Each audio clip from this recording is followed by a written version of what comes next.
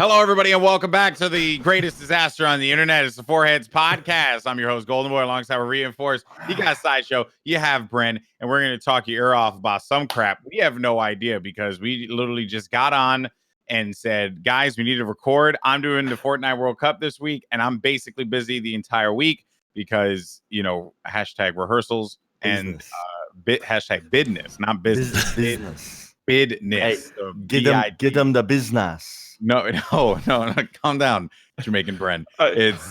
Yeah. We started with that already. I don't know why. Like, I'm really tired and I'm exhausted and everything's funny. But it's just amusing to me that Sideshow's drinking water out of a wine glass.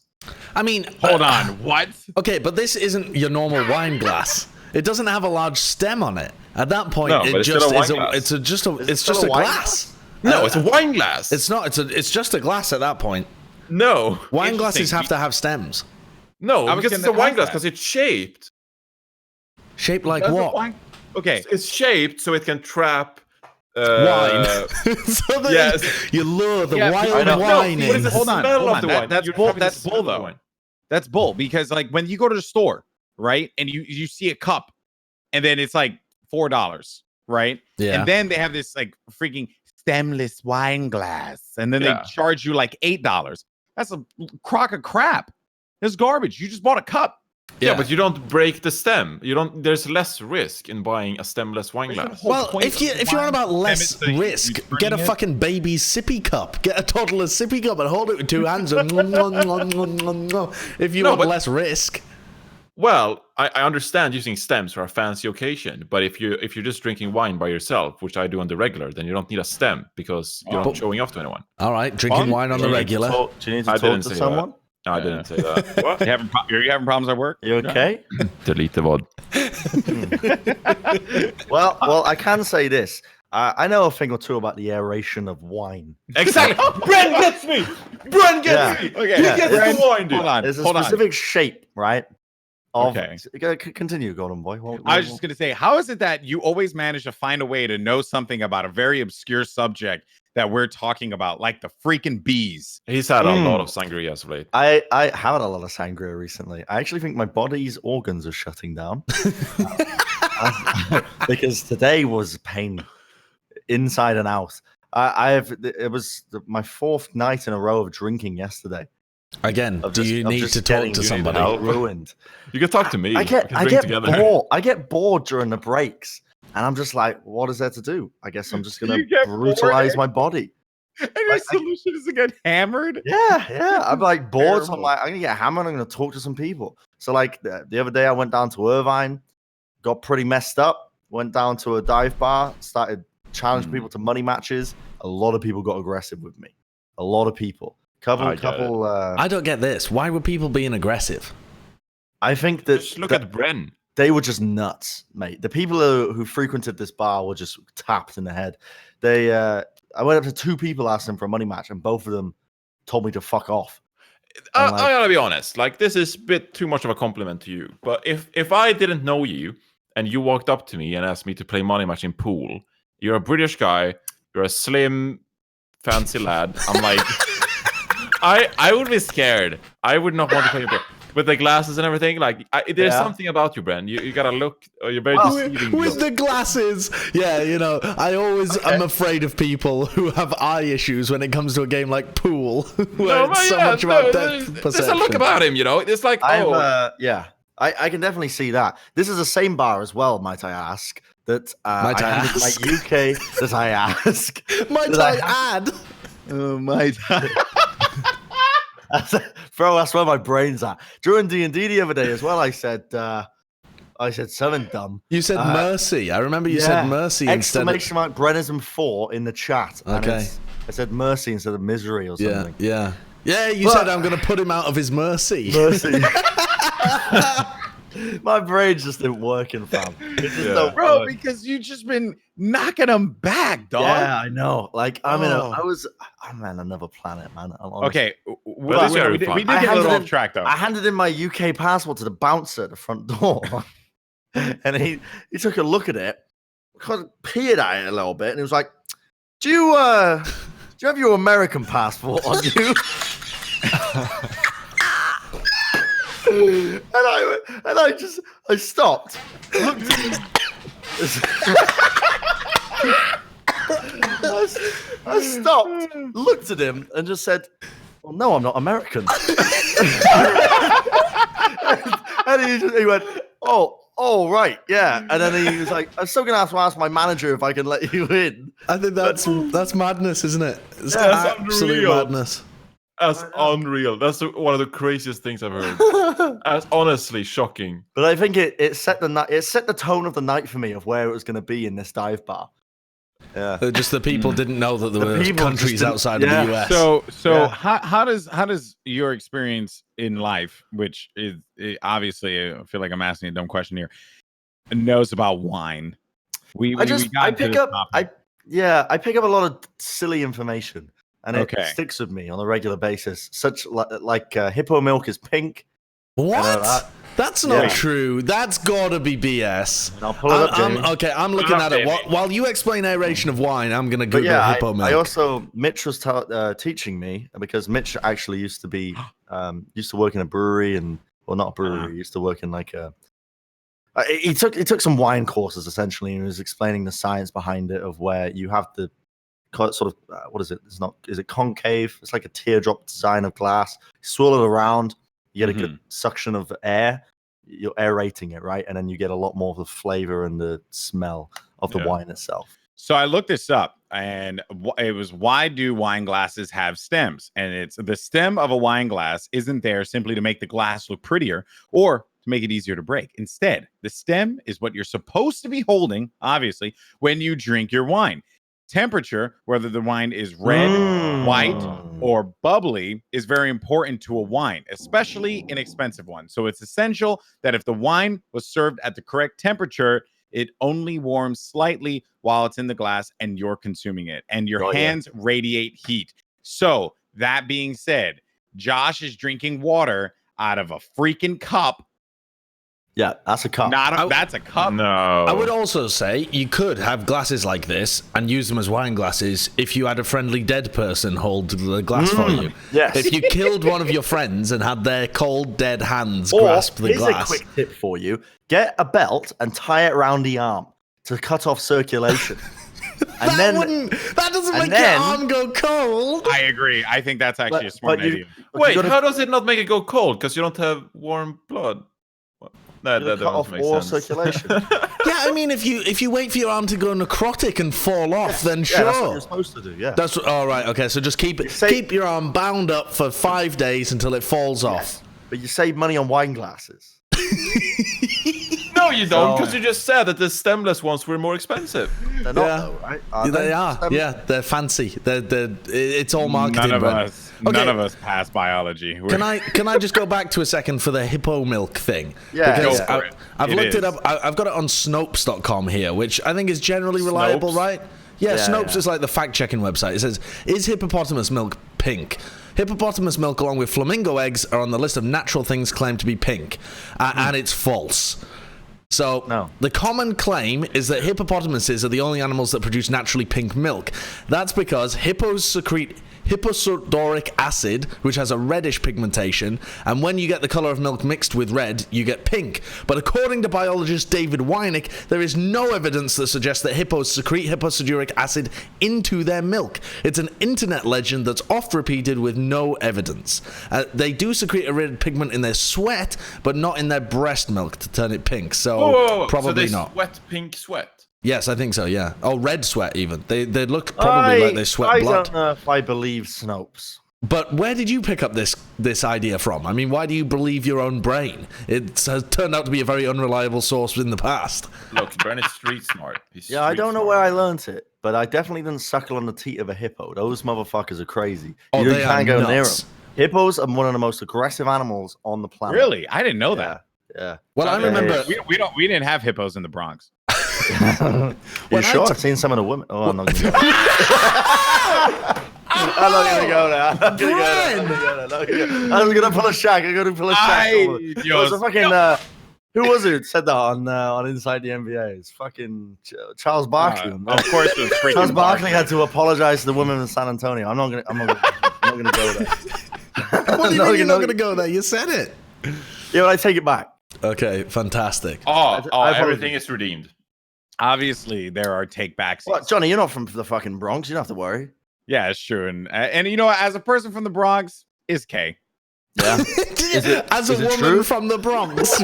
As a person from the Bronx. You can't speak for the women of the Bronx that have been insulted by Bren's. Yeah, that comment. was honestly me just trying to make a reference to Charles Barkley calling the women of San Antonio. I don't know. I thought it was funny. What did Charles Barkley say? I was not the target of the joke. He like refused to apologize for like years. But what did he say in the first place? I don't know. Did he call them hippos? No. No, he just said something shit about San Antonio fans. Oh, right. Okay. He just started rambling and, you know. Right. Women, San Antonio women. I'm looking at It's a video. Is this Charles the topic Barkley. we want to linger on? Yeah, probably not, honestly. I mean, yeah, but he didn't apologize for years. And then he eventually apologized when they did a segment based off of like churros. A churro. Okay. The churros or something. Uh-huh. And Charles Barkley had never had a churro before, and he tried one. He's like, I can understand now why the women of San Antonio were. That's such a backhanded apology. Is what he said. I think it's so messed up though because Charles Barkley ain't no spring chicken. Like, that man's podgy now. Yeah. He a big boy. Yeah. So I don't see a world where that comment is justifiable. Have you guys seen his golf swing? Yeah, whatever, man. That's what? What do you mean? Pull it up, Jamie. Honestly, incredible. Okay. Like Charles Barkley, I don't know.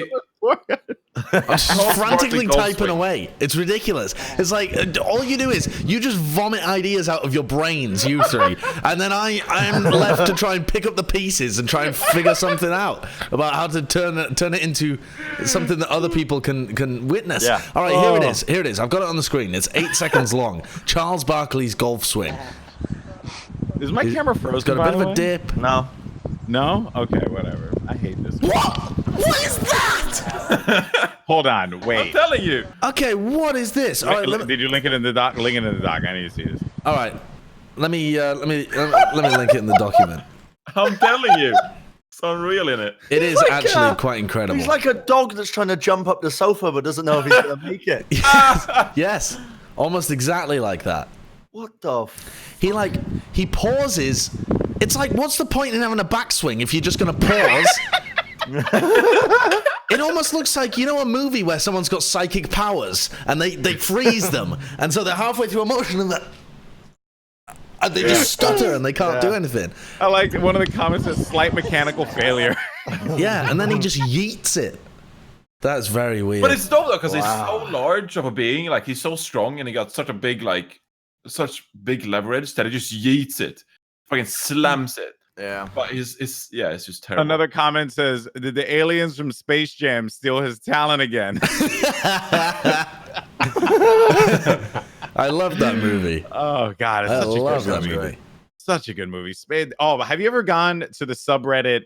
Oh my goodness, it's a Space Jam subreddit, but it's I think it's called Welcome to the Jam. I'm pretty sure. Okay. Let me see if I can find it. Oh yeah, they make mashups. Yeah. And they do all sorts of Space Jam-esque mashups.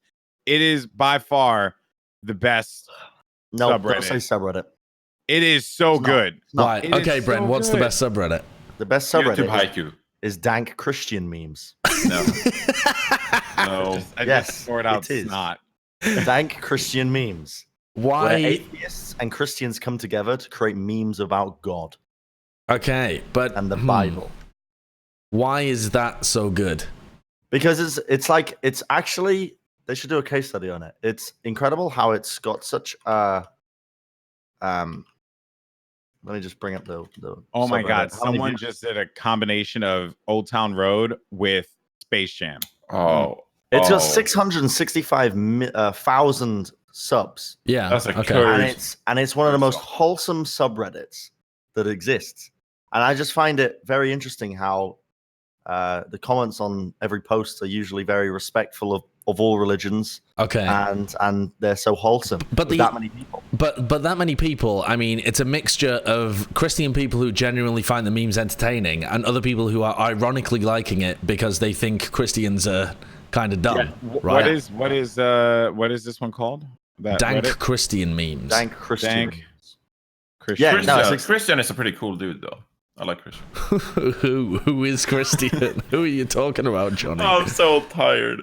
Oh, it was terrible. That really was. Christian memes. You have 12 followers. Oh, that's. Yeah, I mean, sure. How is this better than Come On and Slam? I don't know. I mean, this isn't. I'm not putting Look, my. I haven't been on YouTube like for ages. I love that stuff. Yeah, having said that, I am scrolling through these and they are kind of good. Like this one, for example, the bartender says, "I'm cutting you off. Only water from now on." Jesus, sarcastically. Oh no. That's pretty good. That's pretty good. And then think this one says the Bible sure can be weird sometimes. Ezekiel 23:20. She lusted after lovers with genitals as large as a donkey's and emissions like those of a horse. And it's Winnie the Pooh looking at the paper like, what is that? Yeah. I was gonna say something about Jesus turning the human body. What? Yeah. No, I was saying, do you think Jesus used a stemless wine glass? I don't think they had wine glasses. I don't think they would have particularly used glasses. Wait, you don't think they had wine glasses back then? Glass was very rare. No, they absolutely would not have. And also, around that period of time, they wouldn't have been able to get furnaces at a high enough temperature to even make glass. And also, they were at a kind of poor wedding because they'd run out of wine. I mean, if you believe the story as it goes, they ran out of wine. So it's not like they're at a really rich person's house that would have a bunch of wine glasses. So when in doubt, call your boy JC to come in hot, turn that water into wine. He must have been such a nuisance at a young age. Underage drinking all the time. I'm sure of it. Oh man, I really hope we're not offending anyone who's Christian. I feel like I'm allowed to do it. Jesus invented glass. What are you talking about? All right, glass has a long history of 5,000 years. 1500 BC, small glass articles made from molds have been found in Egypt and Syria. Okay. The first glass was produced probably in Egypt. 1 AD, technique of blowing glass was invented in the Babylon area. It was Jesus. He died. He was dead by that. Spoiler alert for anyone who hasn't read the Bible, he died. So he didn't invent glass. Check out the sequel, dog. Okay, but what you mean is, Bren, what you're referring to presumably is that the actual date that they have kind of got his birth down to was actually in the BC rather than 0. Yes. Is that what you were referring to, or were you just being dumb? Yes. Right, yeah. Oh my God. But I feel like I'm allowed to do this. I'm Catholic. Are you? I don't think that you can claim you're Catholic if you're not a practicing Catholic. A lot of Catholics do it. Yeah, I know, but that's bullshit. Like, Catholicism is not an ethnicity.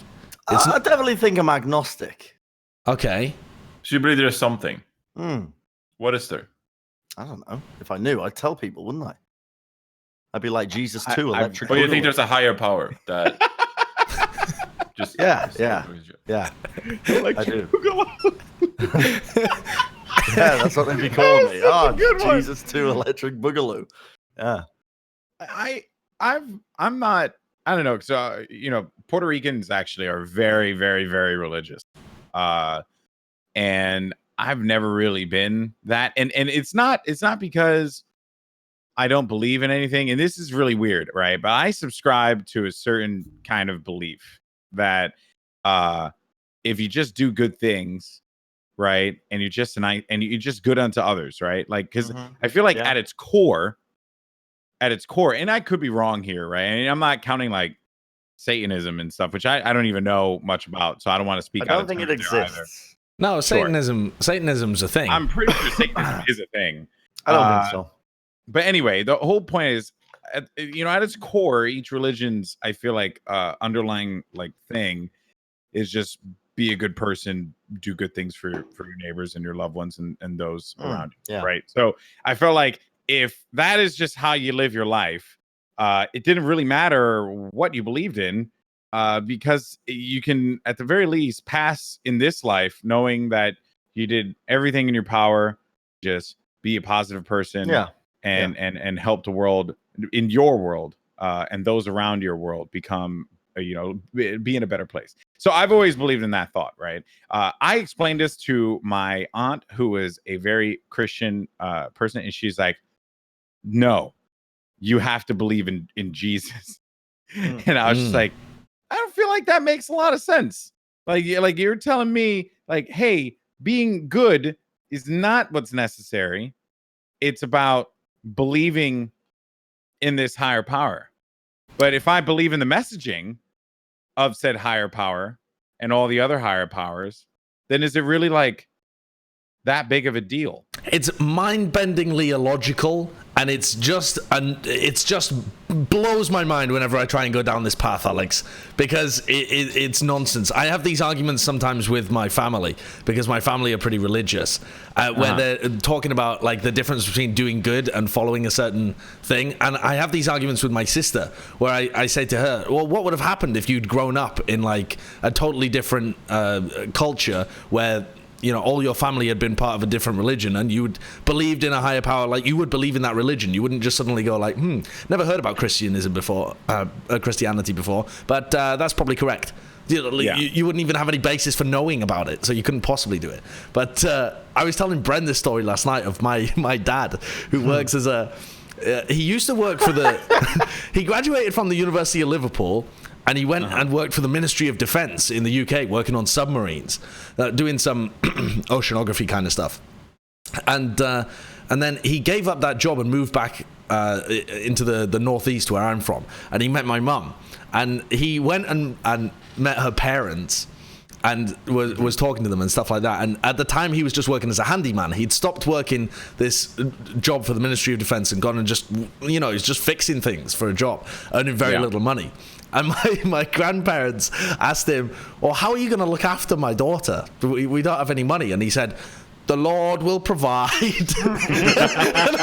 I just love the idea of just maximum confidence that like, shit'll happen, but Jesus got my back, my G. It doesn't really matter. and like, you're going to say that to the person that you're about to marry, like her parents. But I mean, fuck it. My dad's a nice dude, and he managed. So maybe there is something behind it, or maybe it's wild coincidence, and they actually just had decent planning for the future. Probably there's definitely something about like being so confident and like there's someone just like backing you and behind you, like that kind of like self-confidence in yourself that eventually something good will happen can like just motivate you towards success. Yeah. This is like if you never doubt yourself and you fully believe that, like, why is your neck red? For all of our audio listeners, Bren has just interrupted the conversation to peer at the side of his neck and ponder on the ruddy nature of it. Maybe it's just all this religion talk. It's just I got a very big neck. What if Bren is like evil? Yeah, that could be the case. Bren's evil to his core. I'm like breaking out in a rash because we're talking about God. Yeah. He's smiting you. I was gonna say. So sorry, just go on. On that bit with my aunt, right? Because this also happened when I was in high school, and just full context, my aunt is a wonderful woman. I love her to death, right? She's just obviously like her and a few other people, and their approach, I feel, is oftentimes very misguided. And one of the things that really struck me and kind of turned me off to the whole idea of like, it was like two things. Like one, I had this friend, right, who he was from Bangladesh, and he was Muslim, and I've always been very curious about cultures and religions. Like whenever I travel somewhere and I meet with like a travel agent or like a tour guide or something, I'm always curious to ask them about their world where they are, because I want to learn more about that. Yeah, cool, this is a nice painting, and that's wonderful. I want to know about you, right? I want to like learn from you if you're an interesting person, or if you at least seem engaged. And when I was in India, I my tour guide was pretty awesome. We had great conversations. But moving forward, so I would go over to his house. I would like join them as a guest in their prayer, and they were always really nice. And we would have dinner, we'd watch wrestling, we'd hang out. And then I told my aunt, I was like, well, surely like there's so many different religions in the world. Like, surely everyone, there isn't just one train of thought. And she's like, oh no, everything else is wrong. The only one that matters is the word of God. And I was just like, whoa. Right. And then I did a deep dive, and I find out that like, I could be wrong here, but Christianity and Muslim religions stemmed from it's same with Judaism as well. They all stem from the same idea. Is it Judaism? No, it's all three of them. Oh, okay. So they all stem from the same freaking idea, and they all just branched off in their own different directions. Yeah. Islam is the most recent one. Freaking mind-blowing to me, right? That she could say, oh, they're wrong. But it's like, no, they're not, because you all come from the same core belief, right? So that was the one thing. And then the next thing that turned me off to it was I went with her to her church when I was younger. My mom used to make me go with her to spend time with my family and stuff, instead of just me being inside my room playing Sega Genesis all day. So they would force me to go to church, and I would go there, and they would pass this plate and put money in it all the time. And then I found out that like my family members were giving the church like money from their paycheck. Yeah. That's a classic. And I was like stunned, because it's like, this is your money. Like, you're gonna pay bills. Like, and I knew sometimes some of my members of my family were like barely getting by. And then you're giving money to the church, right? But what does that church can like? That's the thing. The pastor's over here driving a Bentley. He has two houses. Yeah. And no, that's nuts, because in America, that kind of shit happens all the time. Whereas my parents were part of a church where the money that went into it went to the running of the church and to various outreach programs that they would have to like help people, and they would go around and work with disabled communities and sometimes homeless communities and stuff like that. And that's great. So that seems fine. But America's wild. When I see these people talking about like the private jets and they're like the televangelists and stuff, boils my blood. These people need to be shot down in their private jets. There's actually some incredibly awesome documentaries I find about American churches, like in the middle of nowhere, and like for like the people who like vote Trump or whatever, because they don't like the system, and they're like super religious, and they're like super hardworking guys, and like I actually find those kind of documentaries very interesting, because you get some like insight as to like what life is like if you're like a lumberjack, and that's all you've done in your life. You just chop wood, and you go to church, and you have your family, and that's your life. Like I find that very interesting. So there's some great documentaries out there. And you know what? Like, look, I am definitely not the person to like. I will never say like, oh, you're wrong, because I didn't believe that, right? So my belief is always, you do what you want to do, so long as you're just being a good person and helping other people out. I think that's perfectly fine. Yeah. You're like rock and roll, baby, right? If going to church, if you're that person that's a lumberjack, you chop wood all day, you help build homes and stuff like that, and you go to church, and and you're religious, by all means, go on ahead, do your thing, man. Like, I'm not gonna judge you. I just think it's like mind-boggling that some people would believe in that. And my aunt later on in the has come up to me and has like kind of course corrected a little bit, because she could tell that like that was like a huge turn off to me, although she still holds firm to her belief. And it wasn't until I went to India and I visited the Sikh temples that I learned, like, I saw what religion can do for the good of the community. And all I had ever seen was really just people putting money into a bucket, and then out of nowhere, the pastor shows up in, like a Rolls Royce. And I'm just like, whoa, what happened? Right. Like, or the, out of nowhere, like the pastor, I think like something happened where like the pastor's like home, they got robbed or something like that. So then the church got together to give him money but the pastor was like a dentist. He had like a really good job. So it was like not a reason for them to do that, but they did it for him. It was just like things like that, right? It just felt really weird. But then when I go to India and I see what the Sikh temples do and what they provide for the community, hey, you know, it was pretty dope. Like that was actually a pretty intense. That was an intense day of my life. I would tell you that much, because it was like, whoa. I mean, Buddhism takes it like even further, because when we guys were in Thailand, we went to that elephant sanctuary. They told us that monks, they're like bound to help animals and stuff by their religion. And so what happens is that people who don't want their animals anymore or can't take care of their animals, they just leave them at the Buddhist temples, and the Buddhists are forced to take care of the animals. So they have like Buddhist zoos essentially, because they are forced to take care of these animals that people have just left there. But they don't know how to take care of them because they're not animal handlers, right? You get like bears just like drinking Coca-Cola and stuff because they just don't know what to give them. Yeah, because that's what they told. Like they have tourists who go to these Buddhist temples and they just pour down like sodas or something, and the animals just drink it, and like they get teeth problems and like all kinds of shit. And so it's super terrible. But like the monks are like, by Buddhism, we have to take care of these animals. Don't feed your animals Coca-Cola. It's a great drink. It's not good. It's official sponsor of the Overwatch League. Shout out to Coca-Cola. You know, me and Mr. Coke going on calls on a regular basis. We're making stuff work. Great position. Don't feed it to your animals. Anyway, I know that, you know, when you get into religion, politics, right, which inevitably we as very high, you know, I'm dumb as fuck. I don't like talking about politics or religion. I'm dumb as fuck. I'm not good at it, right? I agree. I'm not good at it either. I'm not good at it either. I think I'd rather have people use this podcast as an escape from that. But what? All right, but what do you think about the idea of AI being, in some sense, a religion?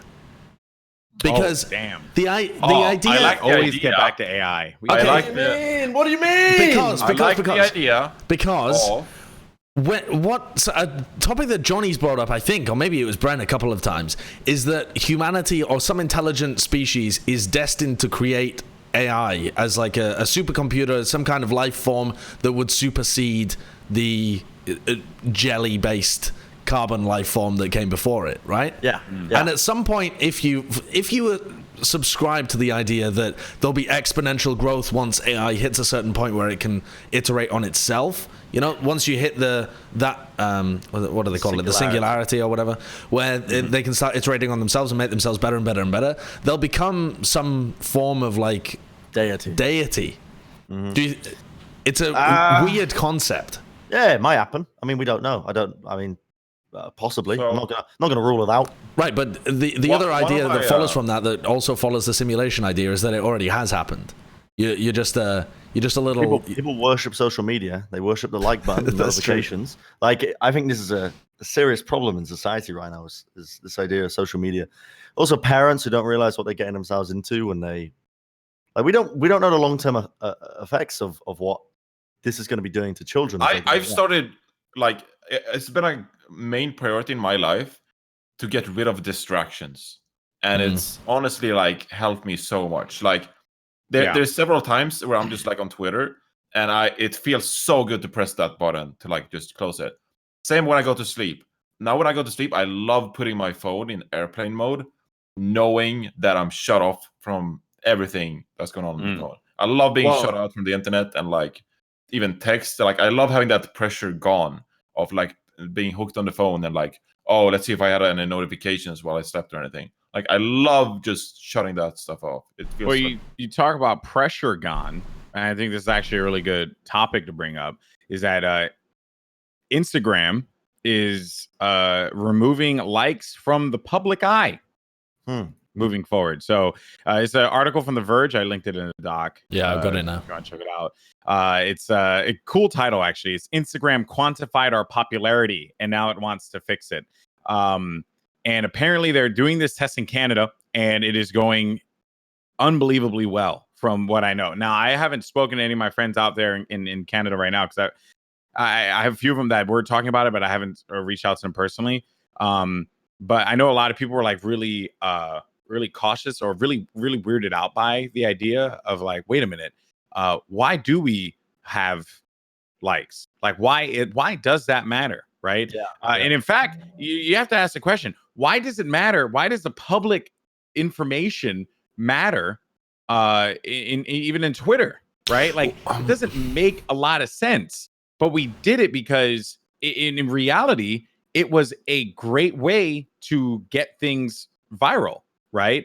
Like it became an act of joining the activity rather than actually being part of the activity is what it felt like to me. If you saw something super popular pop up on Twitter, right, you would like link it and you would share it with your friends, and it was funny, right? Like today I showed you the Naruto runner, right? Yes, and I thought that was super funny. Not like I don't know if that thing ever popped off, but I saw it had like 3 retweets and like a few likes, but I thought it was hilarious, so I just shared it with you guys because I thought it was funny.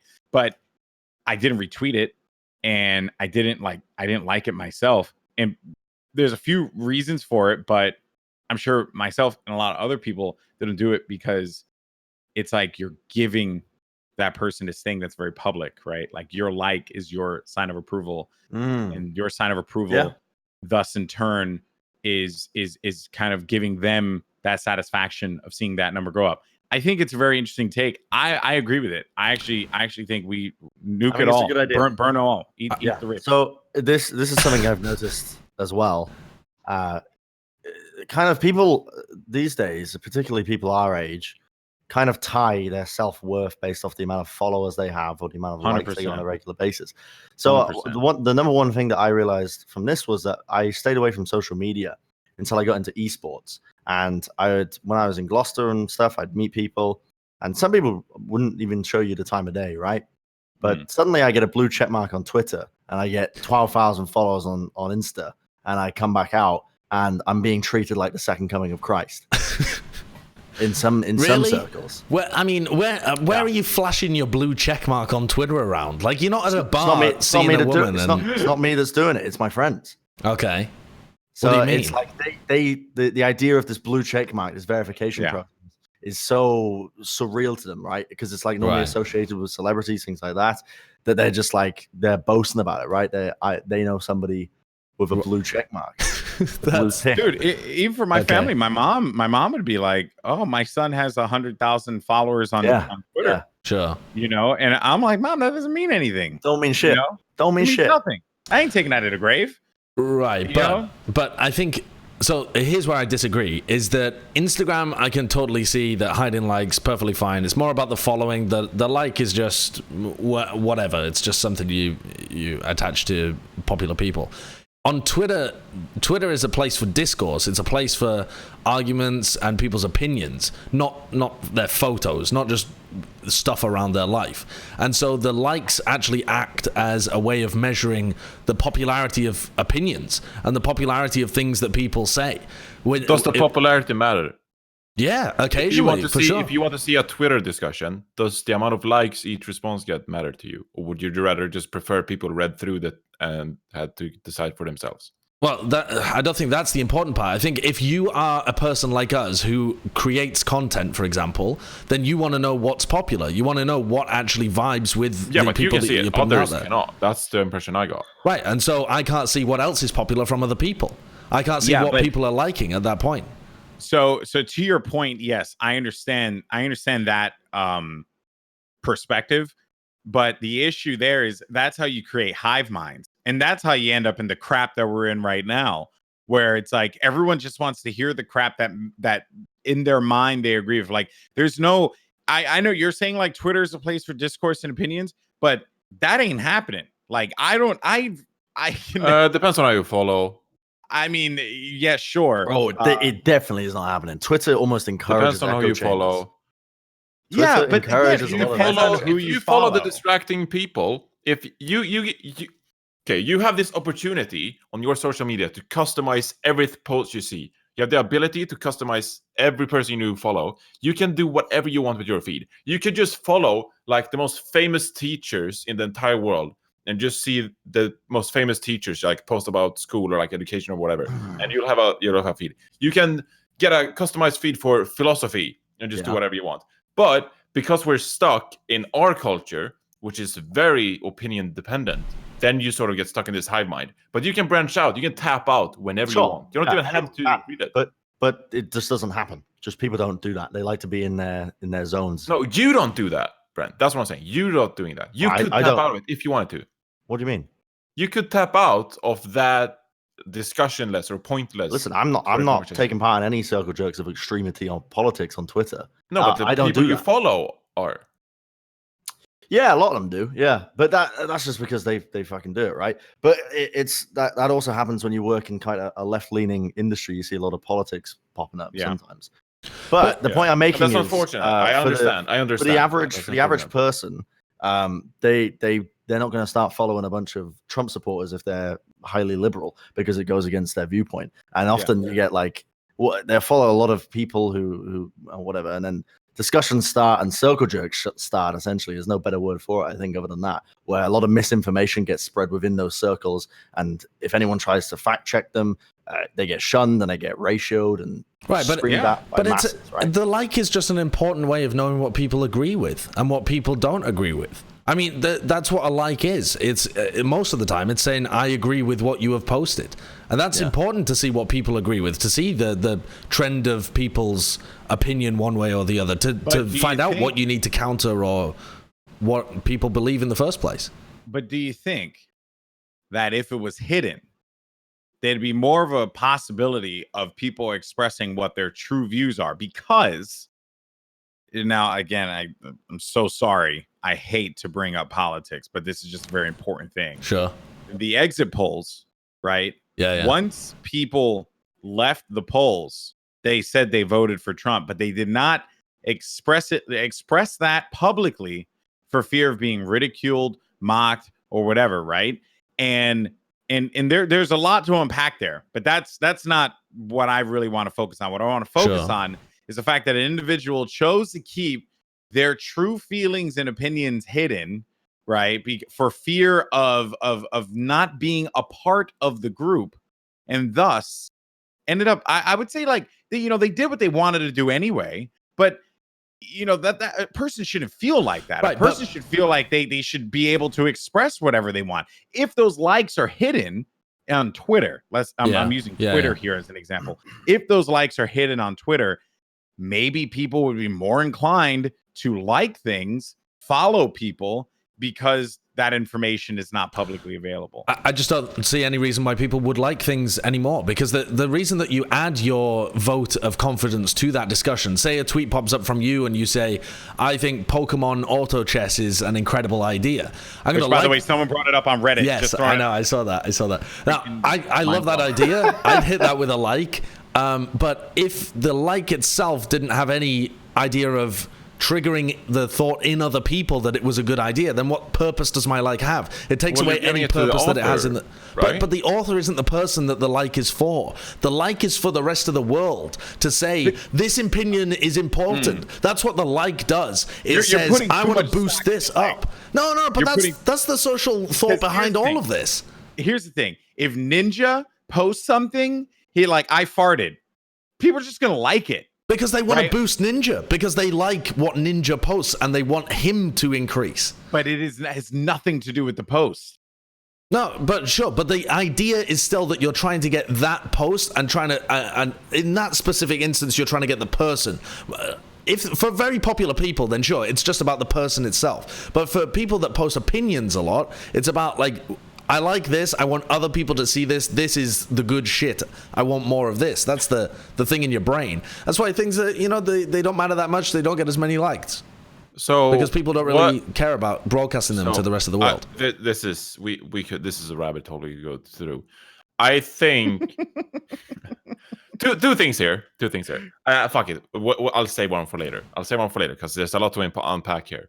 But wouldn't you then use reply or retweet or quote or retweet to sort of display the same vote of confidence instead? I don't think so, and here's the reason why. Because if you're a guy with 5 followers and you're trying to reply to someone with 100,000, if you like, then you're actually attaching yourself to that person with 100,000 followers. 100,000 people are going to be able to see that you liked it. Not that you liked it, but that the number rose. But if you just reply to him saying, "Oh yeah, I agree with what you said," I mean, that just gets lost in the sea of whatever. There's still a number for replies.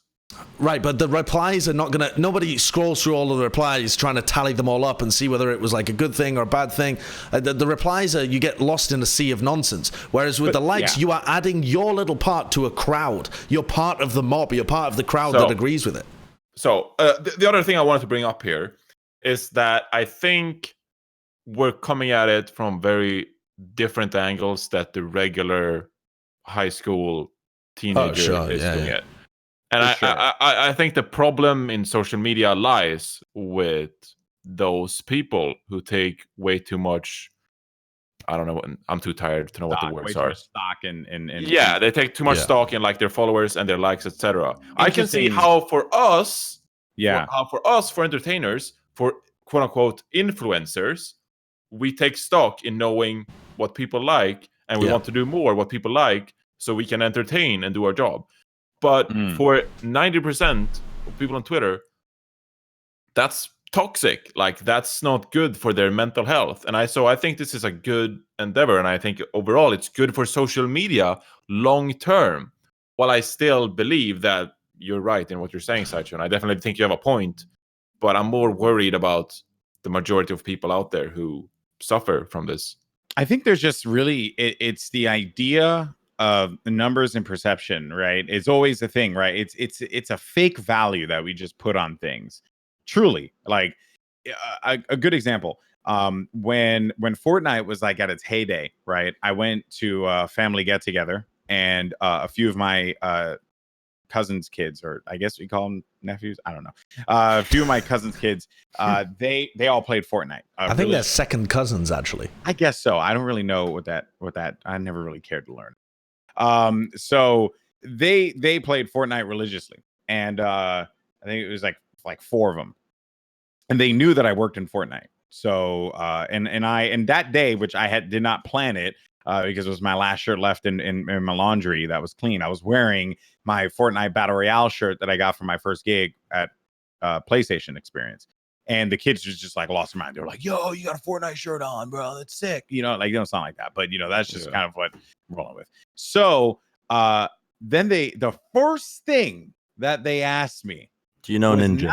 No. Well, yeah, that. But the second thing that they asked me was not how many wins I had, not how many kills I had, or, because I'm casting the game this week, eliminations I had.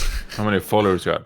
How many skins I had. Oh, really? Yeah, that skins, was their bro. First perception was what was more valuable and what skins did I have. And then they asked me to show them my account. So I pulled up my account on my phone, and they saw that I had Skull Trooper. And this is before Skull Trooper got re-released. And they lost their mind. One of my cousins tried to, and again, Puerto Rican kids, you can't help it, tried to steal my account. He tried to actually flip my account and put it on his PlayStation. He tried so he can get Skull Trooper. It was this stupid ass perception on skins. Yeah. Skins, not wins. Well, kids are getting bullied at school based off of whether they've got the latest skin or not in Fortnite.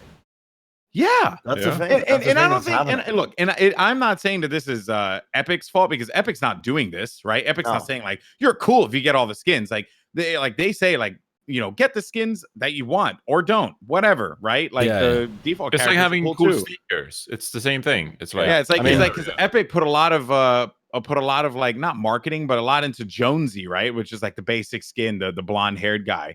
So it's not like they're telling you buy skins, right? Because that'd be predatory and messed up. Yeah, sure, they make a bunch of them, but that's neither here nor there. But like, the fact that this is a thing, it's the perception of value in something that doesn't matter. Yeah. And that's this generation. Yeah. They it's value in garbage. I mean, growing up 10 years ago, I never like experienced any of this. It's like we were all where I came from. We were all trash, poor kids. You know, like there was your little fishing village. Yeah, like there was you didn't pass on judgment the same way. No, like there were still groups. Like there were still like rich kids or like not rich kids, but you know the more fancy kids, and there were still kids that didn't really care about it. But it wasn't like judging, like comparing sneakers or comparing. Really, you didn't get any of that. No, not to the same extent. Comparing fishing rods? No. Mackerel catches? Mine is bigger than yours. What was that? That's one of the Swedish kids in Johnny's village. I had a different experience to Johnny growing up. There was a social media platform. I can't remember the name of it now, but you would. It was MSN early on. Oh yeah. But then after that, it was another one. There was a website that everyone went on, like almost like a precursor to Facebook in a way. Was it Bebo or MySpace or something? Zanga? Yeah, one of them. Yeah, and yeah, I mean, people judged based off the amount of likes you got on that then, and I was 11 at the time on it. Yeah. Like I was, and all my peers are on it, and like there's a pressure to be on the social media platform, otherwise you get left behind. But like kids just judge other kids based off of one thing or the other. RuneScape items. That was a classic. RuneScape items for you? Oh, see, yeah. I was a sick cunt at RuneScape. But that wasn't like I was the only one playing RuneScape. That wasn't that you would get bullied. I never really experienced bullying in my school that much, but it was more like you were heralded as like some kind of god if you had a certain thing. You know what I mean? So it was more like people would get popular based off. There was a guy that had a party hat in my school. Yeah, most popular kid. Yeah, and he was. I mean, he was also a mega nerd, and nobody was like that friendly with him. But he was known as like the guy that was just an absolute millionaire in RuneScape. Alex, it's just silly. What were you gonna say? Sorry. Can you explain to me how your cousin decided to like try and flip your account? How does that happen? So in Fortnite, right? Before. Because where we are right now with the game it's so open, right? You just need an Epic Games account, and then that account you sign into it on your PlayStation, your Xbox, your Switch, your phone, and you're good, right? But it wasn't really like that then. It was still tied-ish, sort of, to your accounts on Xbox, right?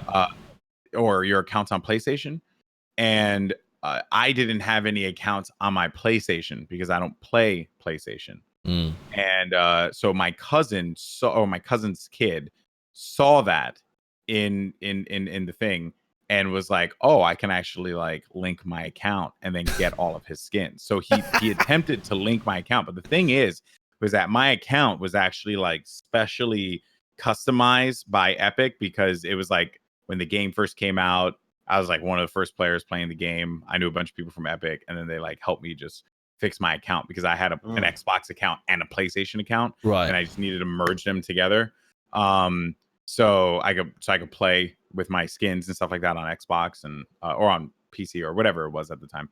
But anyway, so he couldn't do it, right? Like it basically needed to have like my name. It needed to be Goldenboy FTW, like period. That was it, right?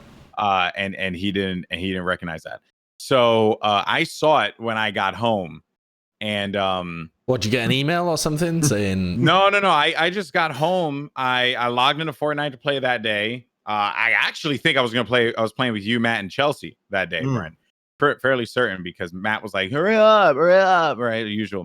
We were pulling off bush strats and stuff, probably. Yeah, the bush strat, bro. And then I saw it on my account that his account was linked on the PlayStation side. So I called my wife over to the room and I said, Cynthia, you gotta look at this. And she saw it, and she's like, who's that? And I was like, that's Tina's kid. And she was like, no. Yeah, he tried to steal my shit. And then I just unlinked it. And then it came back. I went to saw them a little later, and I was like, hey, by the way, man, I noticed like all my skins were gone. I just messed with all my skins were gone. And then and the kid, like, he was like white face. He like freaked out. And I was like, I don't know. I don't know what happened. I think someone stole my stuff, you know. And I looked, and I've reported it to Epic, so I'm hoping that they're gonna ban this guy. And and then and he flipped out. He was like, oh no, my middle name's Andrew. He'd be like, no, Andrew, I'm so sorry about that. It was me. No, I don't want to get my account banned. I was like, nah, I'm just messing with you. I knew it was you the whole time. That's so good. That's good. Oh, wow. Yeah, Funny. yeah, I know. But that, like, he felt, again, it's just like whatever, right? He's a kid. He's like, he's being judged because he didn't have a lot of skins, and he sees his family member load up his account, and he has practically every skin in the game. Yeah. Because I have a freaking job. Yeah. I'm able to do those things. And I just think that it's sad. And you were talking about the early social media platforms, and let's not forget that MySpace, right? It was such a huge deal that you were in someone's like top 5 or top 10. Yeah, something like Remember the yeah. Oh man, he took her out of his front page or whatever. What the hell is that crap? Like, but I mean, that's how these social media companies, right? Like, that's honestly, that's how they get you. I know it sounds like, it's like, that's how they get you, but that really is how they get you. Like, it's to create this like fake value in something that ultimately carries no weight in life whatsoever. And even companies try to create weight out of it, like Social Blade. I remember that people were saying, like, if you had X amount of followers, whatever, you show your Social Blade, and then that will get you free things or whatever. And I'm like, that's so stupid. Why? Like, just buy stuff. Stop being a lazy asshole and just buy it. You got money, just buy the damn thing. Anyway, it's beyond frustrating how I feel like we've set ourselves up for failure as a society with these things, and it's not going to get better. It's only going to get worse from here. Nothing's being done to change it. Do you think something's being done to change it? Legitimately, do you think that it is improving? I think people are recognizing a problem, and over time of maybe a decade or two, it'll get better. Might get better, but it might mean that the Zoomers are fucked. Yeah, I don't know. I don't know if the current 10-year-olds or 15-year-olds will have a good time, but maybe the current 5-year-olds will have a better time in the teenage years. Also, people have always said, like, the previous generation is ruining this country or whatever, Yeah. No, it's this is different though, because it's not their fault. It's like our fault, and we're passing it on to the kids. Like, so it's global warming for the previous ones who are fucking up the planet. They're not really making any efforts, Yeah, man. Yeah, sure, but you can't blame the next generation. You have only like the past generations to blame. Well, speaking of generations, boomers, Face App. We didn't get to talk about it last week, which I guess kind of like leads into the next fascination of the internet, which has been Face App. And I don't know who put this topic on here, or who put the question. Is it the boomers realizing it? Yeah. Face App's been around forever. It's been around for so long. In fact, we were using it in Contenders. Yeah. We were like creating meme pictures in Contenders Season 1. In fact, it was only like 3 months ago that there was a big craze with making yourself into a pretty feminine face or like a really bulky masculine face. That was like flowers and stuff. Yeah, that was like 3 months ago. Well. That was Face App. So why is it coming back now? I mean, it just seems like the old people are realizing that it's a thing. And by old people, I mean like Crumbs and the CSGO casters. That's who I've seen use it. Boomers. The boomers. Boomers. We constantly call anyone over the age of 30 in the league boomers, like the people we work with. Today in the makeup room, we were filming something, and Hex is there, and I love calling Hex a boomer because he takes it to heart. And he's Hex like, is getting mad tilted. He's like, you don't even fucking know what a boomer is. Like, I'm not a baby boomer. I'm like, you are. It's how you say, you don't even know what a freaking boomer is. Yeah, that's a good Hex impression. He said we were ruining the English language by calling him a boomer. That only a boomer would say that. I had a conversation with a Vast, and out of nowhere, he just started talking about wrinkly brains and stuff. And I was like, what are you talking about? And he's like, oh, yeah. You probably don't know. So, like, when your brain is really wrinkly, that just means you're really smart. But then when you have a smooth brain, that means you're not smart. And I was like, or just say that the person's not smart. No, it's like a 5-head way of insulting people or complimenting them, right? It's like, I am very smart. I know about the folding of synapses to increase the density of brains. Not the folding of synapses. Synapses are really very small. Very, very tiny. The folding of the brain to increase the density of it and shit like that. You know what? Dear God. Yeah. I hope. Look, I mean, it's always gonna pop up, right? Like trends always like it's a wave, right? Like it'll have a peak, right? FaceApp's kind of dying down. Something else is gonna happen, right? And then there's gonna be more stories about how it's Russia or China or something like that, getting all our information. And then FaceApp is a Russian company that's just farming these people's in terms of service. I'm pretty sure they wouldn't be upheld in a court of law, but they just have full control over any picture you upload whatsoever. Damn. Who, FaceApp or Facebook? Yeah, and they can use it. FaceApp. Right. They can use it for sales purposes, advertisement purposes. They just have all the data. Well, one of the big reasons that companies want you to input your face into these kind of things is because they use them as data to train AI on. And there's no better way of being able to say you're a company that's making an AI that you want to be able to recognize faces or see what a face looks like in 10 years for people. If you've lost a child and you want a really accurate picture of what they might look like 10 years down the road, or you want to be able to predict what couples' babies will look like, or whatever the fuck you would want to use it for. The only way to be able to train AI on those things is to have a huge bank of data of human faces and at different times and with different types of people. What better way of being able to get that kind of data than to make it into a fun game and have people voluntarily give their data over to you? And that's why you see stuff popping up like all the quizzes on Facebook, what was the name of that company that got roasted? Cambridge Analytica. Yes, Cambridge Analytica. That's what they were doing, just kind of quiz stuff to be able to gather huge amounts of data, and then they'd use the data and all of those like personality quizzes, upload your face and we'll change it for you, or morph two faces together. You're just adding data to the AI, which isn't necessarily a bad thing unless it's being used for malicious purposes, but it's fantastic and incredibly genius move from the AI companies to be able to. It's the evolution of farming emails, right? I was talking to a friend of mine a while ago, and he was telling me that he used to do these websites that there'll be guides for different mobile games, so like Smite, League of Legends, Dota, right? And he'll have these guides on the website. And they were all good guides, it was a community-driven stuff, right?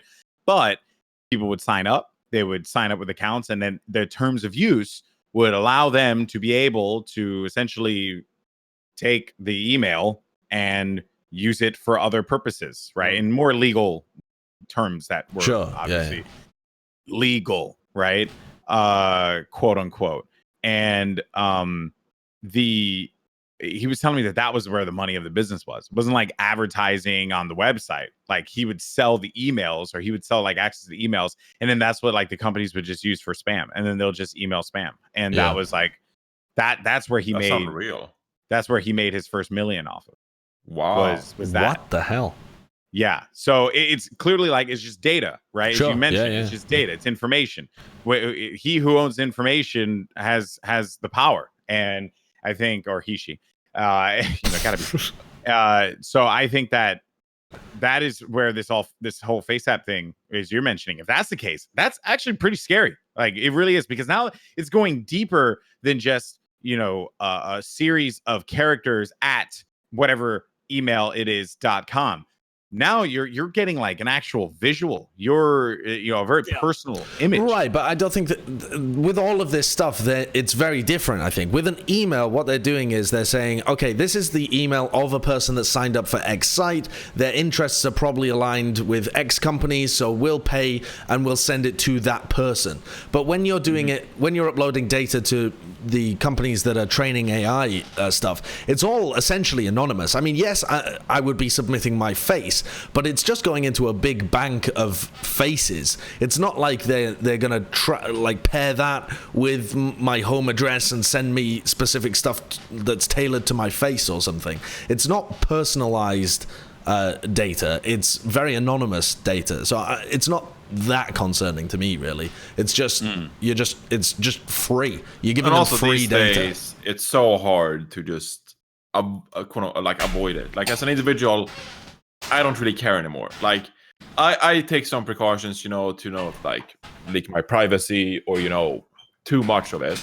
But for the most part, I'm out there, and that's just the way life is going to be moving forward. And I'm not going to go through all the hurdles to just hide my identity or privacy or email or face or whatever. I was going to say it's the same thing with some of the smartphones these days having like face recognition to unlock the phone, instead of just having like a four key password or whatever to open your phone. Just have face recognition, and it's the same. I've even seen it for like doing app purchases. It's like you in the Google store or like it's the iTunes store or whatever. You just have face recognition for using your credit card in the store, and so it's like you don't even have a password or anything. It just recognizes, okay, you're the one actually doing this purchase. So all the smartphones are also seeing your face and all that. Yeah, and then you have all this shit about people using webcams or phone cameras or recording audio or like whatever. It's like there's just too much shit. You either have to pick between enjoying life or being paranoid about everything being used against you. And I'm going to pick enjoy life. Now, I don't use my face for image recognition because I don't trust it. And I don't use fingerprint stuff either, unless I have to, because I don't like it. But like, I'm not going to go around and be paranoid about all that stuff because it's not worth it. It's not worth the effort. I think every time we do this podcast, somehow, some way, we get into the conversation AI. I don't know how we managed to get there. Wait, sorry. Just before that, though, when you were saying about face recognition stuff, I had to quickly Google something because I had this idea in my head that if somebody tells you to open your phone, if a law enforcement tells you to open your phone and they have a warrant for you to search what's on there, by US law, you're not required to provide a password because you might self-incriminate. Right, so you have a right against self-incrimination, so you don't have to disclose your passwords to things, but you do for fingerprints or faces. So if your phone is locked with face recognition or with a fingerprint, then you are forced to give over that information because it's not really information; it's just you. It's not a testimonial. It's not some thing of self-incrimination. That's like a nuts little side thing where the law interacts with new intelligence. Yeah, that's actually insane. And we certainly aren't growing quickly enough to be able to deal with all the new tech, too. Yeah, and I think over time, as sad as it sounds, it's just inevitable. Like, you look at a country like China, and like they have face recognition when going to the supermarket. It's actually unreal. Like, I don't know the exact details. I saw this a while back. But essentially, they go to do shopping, and there's face recognition for, like, buying stuff. I'm gonna Google it. That's crazy. The one that also blew my mind was the Amazon one. The shop that doesn't have any people in it. Yeah, you just walk into the shop, you grab the thing you want, and then you just leave. Like, what? Like, that is just crazy. That's wild. There's automated checkouts, so you just scan your face, and then what you buy just gets taken off your bank account. That's freaking wild, man. Yeah, that's I don't know if scary. I'm ready for this stuff. I don't know if I'm ready for this stuff. What happens if someone kills you, skins you, and wears your face? Complicated. That is complicated because then essentially you've robbed them as well as killed them. It's like a double crime. Facial recognition software doesn't recognize a picture. Well, doesn't distinguish between a picture or not as well. So you just print out a picture of Bren and wander into the grocery store. Yeah. So some of them are more sophisticated than that, but yeah. Probably something Leatherface won't be able to get away. How long are we doing this episode for? I don't know. How long do we have? We're at an hour 5 at the moment, so an hour 5. Okay, cool. We might want to save the rest of the stuff for another time. Sure. There's always some good stuff. Yeah. My brain is not working. We were going to talk about 222, also Sigma, but Sigma balls. Am I right? These nuts. Really? I can't stop thinking about that every single time because it doesn't make sense at all. But because there was that dumb ligma thing that went on for so long, and then people ironically saying it afterwards, when they knew it wasn't funny, but they'd just be like, ligma balls all the time. Now, every time someone says Sigma, all I can think of is, haha, Sigma balls. And that's just... And he fires it doesn't balls. Help that he's fondling balls. Yeah, he's literally like juggling 2 hyperspheres, like 4th dimensional ball sacks in his hands. Come on, Jeff. You couldn't make it 3 balls. Yeah. You couldn't make it 3 balls. That would have Right? Did it have to be 2 balls that he was Would've like been juggling in overpowered. his hand? No, for fucking visual sake, Johnny. Okay, because he's straight up. But just why wouldn't he juggling throw the 2 third testicles. ball? Well, he could throw 3 balls, and you could make it 2/3 of the damage per ball. Figure That's the too math complicated. out, Johnny. No, Then it would Okay. become a burst rifle. I like that there's 2 balls. God damn it. Okay. It's just 2 balls. It's so off-putting. I was looking at the animation, the slow motion. It's very cool. Because he's also like hovering Yeah. his hand. He's materializing it out. But he's like, it really looks like he's getting ready to He's like fondling that shit. He like, is. oh, throws them out. Yeah, and then he just starts So, doing it. there was the last point I want to end on is related to Sigma. The voice actor recorded lines. You know, in Paris, there's not Paris, Busan. There's a karaoke section in the Spawn. No. Some characters, Really? yeah, there's a microphone there? and a thing, yeah. Huh. Didn't know that. If some characters, when they stand in front of it, they sing. They sing along to the karaoke, and Sigma's voice actor just sounds horrifically overly sexual. Really? He's saying stuff like, "Yeah, you want some of this, Sigma?" So, yeah, it's on the Overwatch. I'll find it for you now. Okay, That's that's Also, why amazing. does the Sigma have shoes? I don't know. I'm not sure because he floats. You guys work at Blizzard. He floats. Why do you need shoes if you float? Oh, he floats? Yeah. He doesn't walk. He floats. I haven't played him yet. I've added a link to the karaoke if you'd like to listen. Okay, I'm listening to it now. I was suspecting a gnome right there.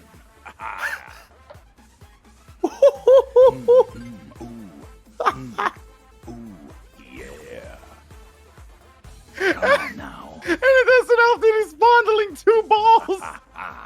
Yeah, he's. He's like, "Do you want some Sigma tonight or something?" There's one of the lines. Oh yeah, here it is. It's really quiet for me. Let me see if I can turn it up or something. But it is incredible. Get down with Sigma tonight. It's phenomenal, isn't it? Anyway, yeah, I think that's a good place to leave it, honestly. Get down with Sigma tonight. Get down Wait, with like a stroopwafel? Well, he's Dutch, right? Yeah. Dunno, Dude, something that about is great. waffles. Yeah. Get down with Sigma tonight like a stroopwafel. Like he's gonna be munching your waffle. that's overt. I swear, if one of you guys, well, Sigma's not being played this stage, right? So, but maybe finals, you guys are just like, man, and maybe the Sigma player for this team is just gonna munch on those waffles, Yeah. And then Puckett's gonna look at you and he's gonna be like, what? Yeah. And you're just gonna I'll be do like, it. I'll be on ESPN and say you wouldn't get it. You got to watch the Waffle Foreheads munching. podcast. you gotta watch the Foreheads episode, whatever the fuck we're on. By the way, 9, I think. we are on episode 1, 2, 3, 4, 5, 6, 7. Episode freaking 8. No, Yeah, we've already that's done mad. episode 8. We're on episode 9. No, it's not. 1, 2, 3, 4, 5, 6, 7, 8. No, we're on episode 9. Whoa. That's Poggers. crazy. Yeah, Pretty that is We've been doing this. kinda We've good. been doing this for 9 weeks. Yeah. Yeah. Yeah. It's been a Good while. job, boss. Good I've job, loved boss. Yeah, it's Yeah. been fun. Good job, boss. Seriously. So And I we're guess we'll now just at put it to end now. Yeah, well, also we're at 3.4 thousand subscribers on YouTube. Wow, we got so 400 from last time. Yeah. Pog. Pretty good. Poggers. Yeah, So let's see. Yes. And maybe it was Johnny just lounging on a couch and just trying to be me at the opening of the show. I don't know. No, it's a chest hair. It could have been the chest hairs too. So let's see if we can get that number up to 3.5. Spread the word. Let people know. Okay. Oh, there's someone outside on the street taking an Instagram picture.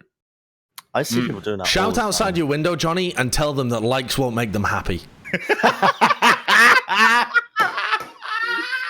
Yeah. Do it. Do it. Oh, No balls. Do it. You won't. You won't. Go You on, do won't. it. Do it. You also live here. All Get right. up, you Well, punk ass bitch. Go. Do it. He's so innocent. It's the fishing village in him. Wait, is Josh doing it? Can we hear it? Yeah. I can't see him. 'cause he's screen sharing. make you happy. Instagram. I don't. My window is open. Bye. Okay. Cool. Nicely done. She didn't like that. No. Why not? There's also like 10 people outside, and I'm like the crazy person shouting over the balcony. Wearing a fucking USA jersey with the American flag on your side. The weird Brit who's got the USA flag on him, screaming at a woman. That has to be a highlight. That has to be a highlight. All right, well, I'm done. I don't know about you guys. All right. Well, that's gonna do it for this week. That was so rude. That was so rude. No, it's not. I'm dispensing life advice. You like ruined her night. I rate think about it all night. Yeah, and if she does, hopefully she uninstalls Instagram. She'll have to reflect. Yeah. What if after that she like the music for Sigma hits, you know, the piano? She's like, what is that melody? What is that melody? Wow. Maybe you want to party with Sigma tonight. All right, everyone. Thank you so much for checking out the Foreheads podcast. Make sure you subscribe on YouTube. Give us a like there as well. Check us out on your favorite podcasting platform, whether that be iTunes Podcast, Google thing, or Spotify. Also tweet at us using the hashtag #TheForeheads. Hashtag #TheForeheads. Let us know what you think of this week's episode. As always, it's been a pleasure. Thank you guys so much for checking things out. Let's see if we can get that up to 3.5 thousand subscribers. I'm Goldenboy, Reinforced, Bren, Sideshow. Take it easy. See you later. Peace.